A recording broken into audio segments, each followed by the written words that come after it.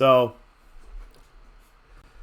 in case you needed any proof that we have absolutely incompetent leadership in this country, in case you needed any further proof, we have this right here.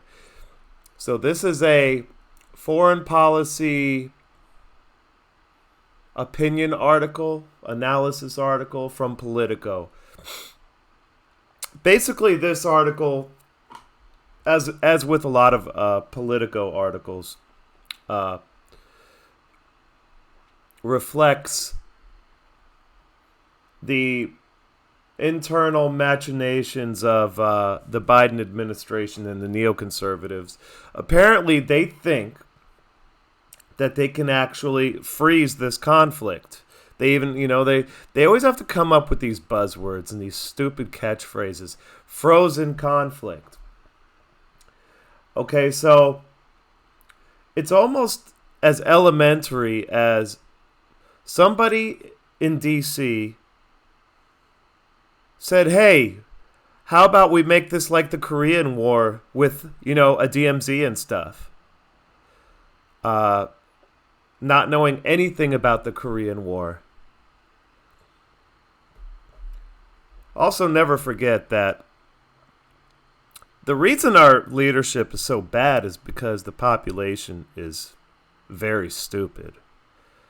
Let's not cop out here and not take responsibility for ourselves here in America for the bad leadership we have.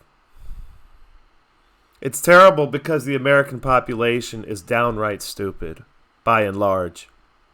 But so, they have this idea.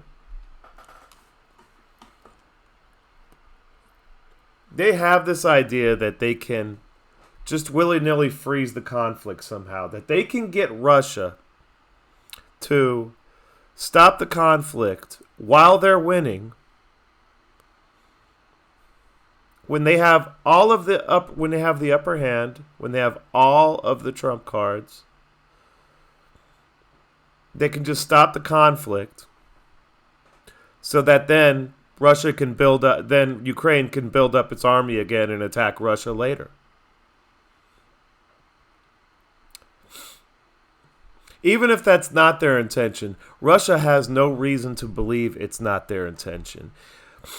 Russia understands that Minsk I and Minsk II, the two treaties that were signed after the first outbreak of hostilities at the beginning of this war back in 2014 and 2015, Russia understands that those were simply pushed out there, and Russia took the bait, and they were pushed out there by the West, by Germany, the UK, and the United States to buy Ukraine time so that they could arm up and train up with the help of the United States and Europe.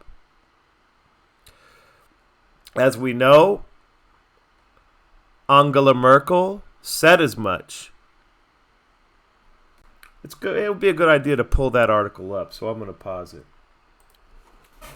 Looks like we're having shenanigans with Google, by the way, because it's not as easy as it should be to find an article related to this. But this is from a bona fide, local news channel, one of the networks in the United States. This is legit.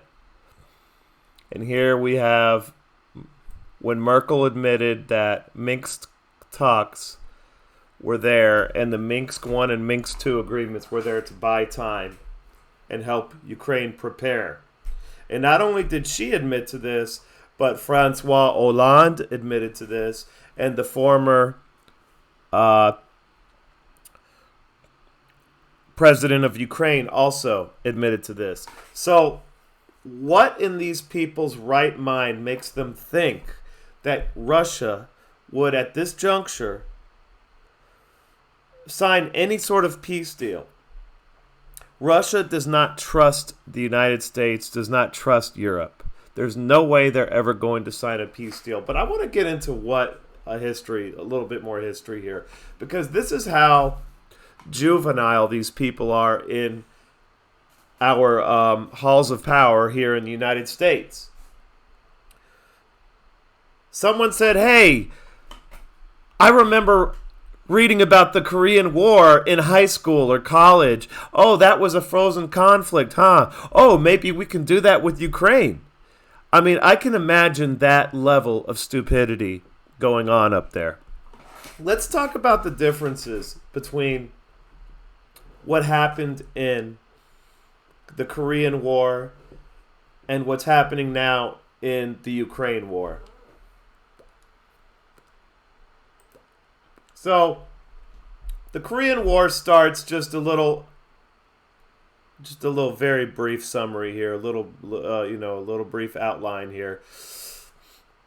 North Korea attacks in 1950 or 51, I think it's 51, takes South Korea by surprise. There's a small force, there's a small amount of U.S. troops in South Korea, not very many. It was in the early 50s. We drew down our presence in North Korea considerably by then. North Korea attacks, that would be Kim Jong-un's grandfather, and they go all the way down. So basically, the North Koreans take over most of the country, and you have a little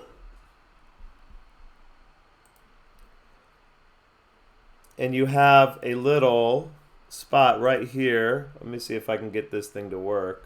Yeah, there's a little pen.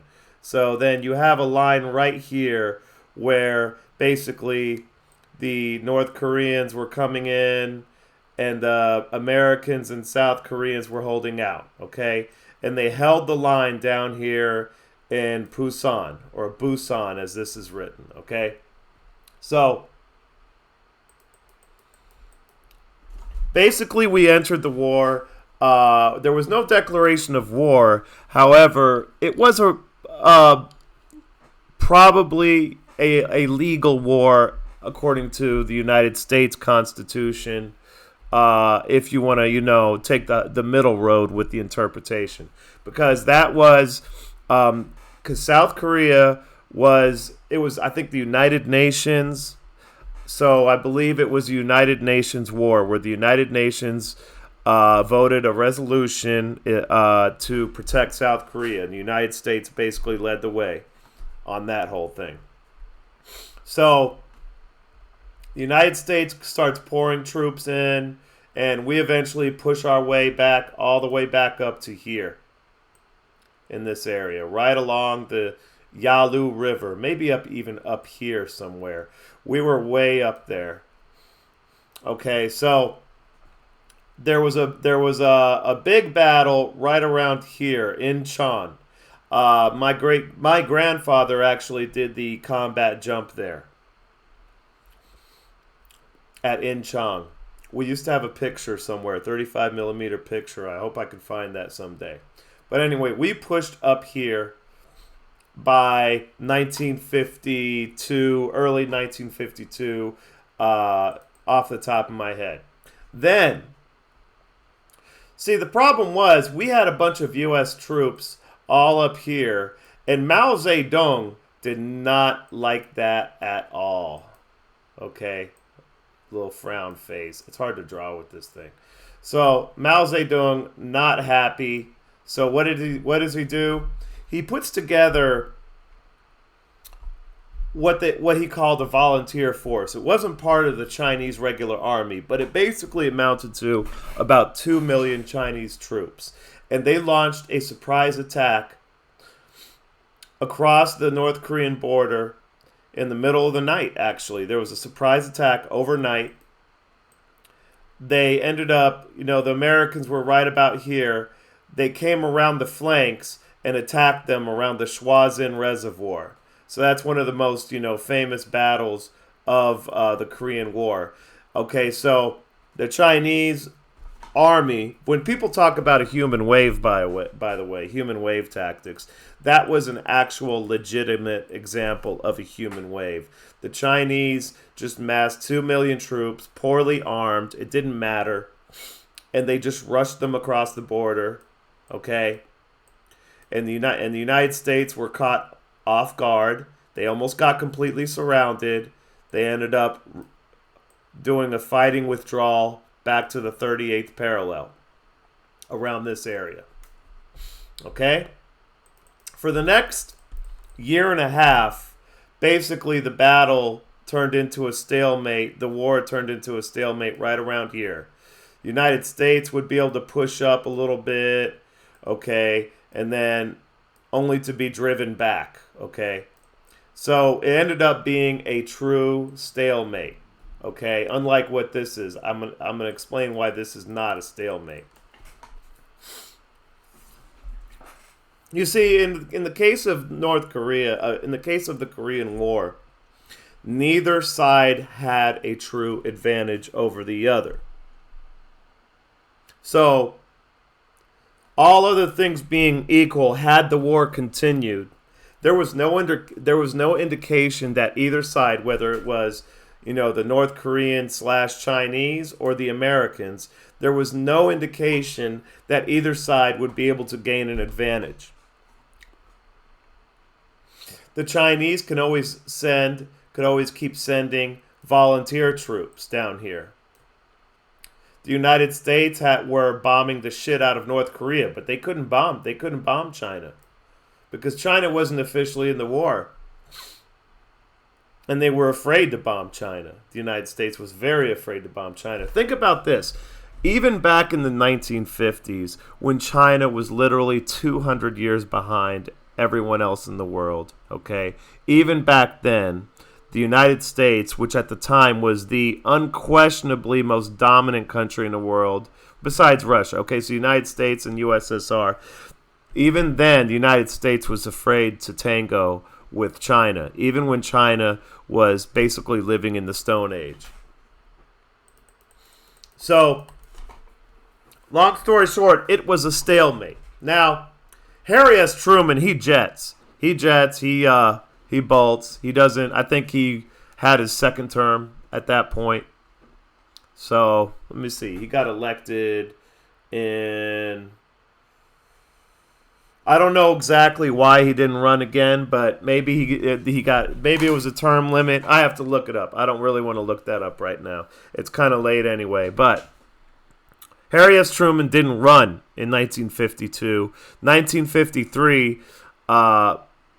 Eisenhower's inaugurated. One of the first things he does is he sends a delegation to North Korea, and he's like, we got to stop this war. This war is not good for anybody.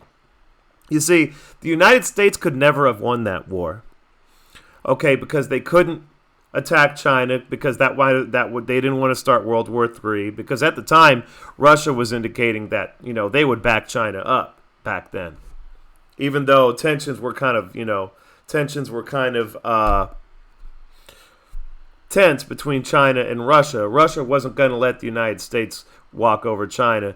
And even if Russia didn't get involved, China would have presented a serious challenge for the United States even back then, even given the disparity in technology and equipment and weapons and money at the time. So the first thing Eisenhower does is he begins the process of putting this war to an end. That's because the war was a true stalemate, and politically it wouldn't have worked out for whoever was the president of the United States at any given time. You see, because the United States is a representative democracy, and if we kept on, with the war, kept on going on with it for a couple more years after that, losing another, 50,000 people, that wouldn't have been good for the political careers of anybody in D.C. So actually, politically, the United States was at a disadvantage. Both North Korea and China were communists. China had more men than they knew what to do with. North Korea is a closed totalitarian dictatorship. They didn't have to worry about political considerations. North Korea could sit there and get bombed from here to kingdom come. As far as the people of North Korea knew, they were the victims. And they were the victims, actually. It was a totally closed society, a lot like it is now. And the people were totally brainwashed, and it was a true stalemate. The United States had the advantage in air power, technology, but they couldn't lose that many troops. They couldn't lose as many troops. They were essentially losing the war of attrition. So the United States comes in and says, look, let's end this. Let's end this now. Okay, we're just going to draw a line here at the 38th parallel. Because at the same time, even though, marginally maybe the United States was losing on the losing end, at the same time, nobody wanted this war to continue. China didn't want this war to continue. Russia didn't want this war to continue. North Korea definitely didn't want this war to continue. So everybody was on the same page there. At the end of the day, everybody wanted the war to end. So they got together, they set up the DMZ, and it's been that way ever since. Now, the thing about Ukraine and Russia is, what is going on here? Okay, let me see. Let me get the hand tool here. So let's go over to Russia. So the difference between Ukraine and Russia is Russia has the decisive upper hand here, first of all. Second of all, they have no reason to believe that if the United States and them, if they signed a deal to freeze this war, they have no reason to believe they won't be double-crossed. Or they have no reason to trust the West at all at this point. They have no reason to believe they won't be double-crossed later on. They have no reason to believe that this is not another Minsk situation where the West is going to try and buy Kiev more time. They have no reason to believe that. At the same time, this is not a stalemate. I am so sick of the juvenile talking points about territory, about provinces like this is EU4. I am so sick of it. War is not about taking territory. War is always, first and foremost, about destroying the opposing force for whatever reason. Either you see that force as a threat, or that force is in the way of you getting something you want. Either way, the first thing you do is you destroy the opposing force. Then you take territory. Then you can take all the territory you want. And Russia is eliminating far more of Ukraine's military capacity than Ukraine is of Russia. That I am convinced of. There's been several times, for example, last September, I think it was, Shoigu he stated in a press conference, I believe, he put out a figure that 100 Ukrainian casualties, 100,000 Ukrainian casualties or killed in action or whatever. And this is why I'm trusting Russian statements more than Ukrainian statements. Ukraine just does nothing but lie, and their lies are ridiculous, and everybody knows it. Now, there's no doubt that Russia is lying as well. I think they're trying to withhold their casualties as much as possible. But we had the BBC investigative story a few months ago where they said that Russia had only lost about 20,000 people at that time. That was BBC using with a very sophisticated, open source intelligence sort of company, and they went very deep. They did a very deep dive into all of the public records, public registries, news articles, everything they could find, and all they can confirm was about 14 or 15,000 at the time. And I think even then it was a bit higher. I would say by now, definitely no more. The max number of Russian deaths is going to be 50,000, but I would say it's probably more like 35 to 40,000. But anyway, Shoigu, sometime last year, said that 100,000 Ukrainians had died already. This was like September, October, November of last year. And then right after that, within a couple weeks, that was when Ursula von der Leyen accidentally, as far as we know, also said that 100,000 Ukrainians had died in the war thus far at that point. So that was confirmation of what Shoigu was saying.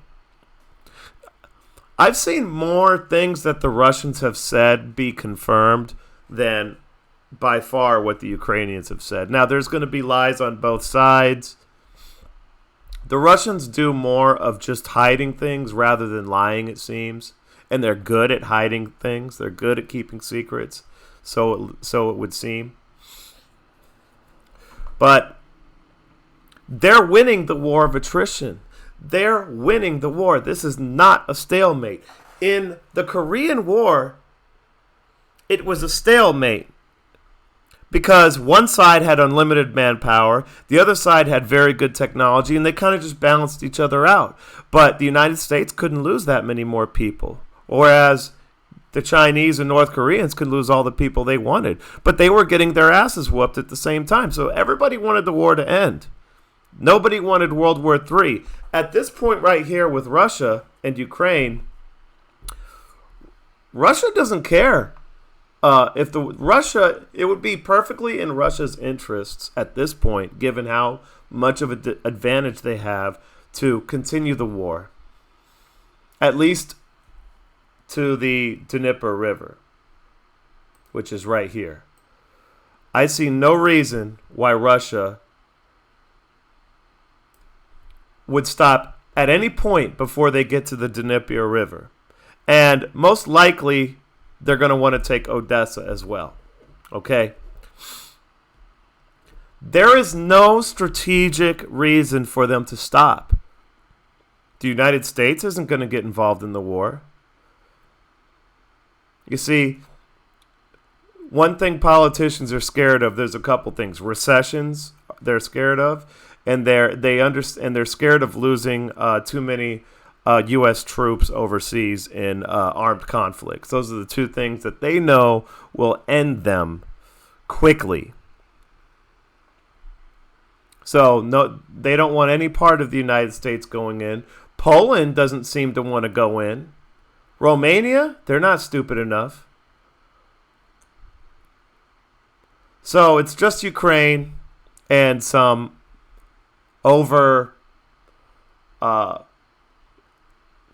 some weapons that are definitely overrated from the West. And that's all they got. And those weapons haven't done much good. Russia has no reason to stop this war. They have no reason to trust that the United States would negotiate with them at all in good faith. And when I say the United States, of course, the United States is going to have some proxy negotiate. You know, maybe they'll have Zelensky negotiate or one of the Brits, or maybe Macron negotiate. But really, it's going to be the United States calling the shots in the negotiations. Russia has no reason to believe that the United States is going to make any agreement in good faith, because since 2014, we've had nothing but double talk and double crossing from the West. So I don't think Russia is going to be interested anytime soon in negotiations. But these people are so desperate and they're on cloud 10 to such a degree that they actually think Ukraine could join the ranks of frozen conflicts. No, it can't. The only way this war is going to end is on Russia's terms. The Ukrainian army is going to be destroyed. Whoever the president is at that point, it's not going to be Zelensky. Most likely he won't even be alive, or if he is alive, he'll be hiding somewhere. And Russia will at least have this much territory and probably Odessa. So they'll probably have something like this. Okay? And they'll turn Ukraine into a rump state, and it'll be basically under the nominal control of, under the de facto control of Russia anyway. So that's what's going to happen. So we live in this situation where a boiler mechanic, okay, can see through all of these intrigues and machinations of the people up in D.C. to such a degree that, you know, you have a boiler mechanic here calling the people calling the shots in D.C. absolutely infantile and juvenile. But that's where we're at. As I said in the beginning of the video, Americans have nobody to blame but themselves. This leadership we have that caused this problem here in Ukraine and a lot of other problems besides, that was a leadership elected by the United States population, by people who don't know what the three branches of the government are, by people who don't understand what inflation is, by people who have no historical literacy. That's who elected our leadership. And that's how we ended up here. This is a fucking disaster. What a fucking disaster. But it has to get worse. I want it to really cause serious problems in the United States because that's the only way this population is going to smarten up. I'm out.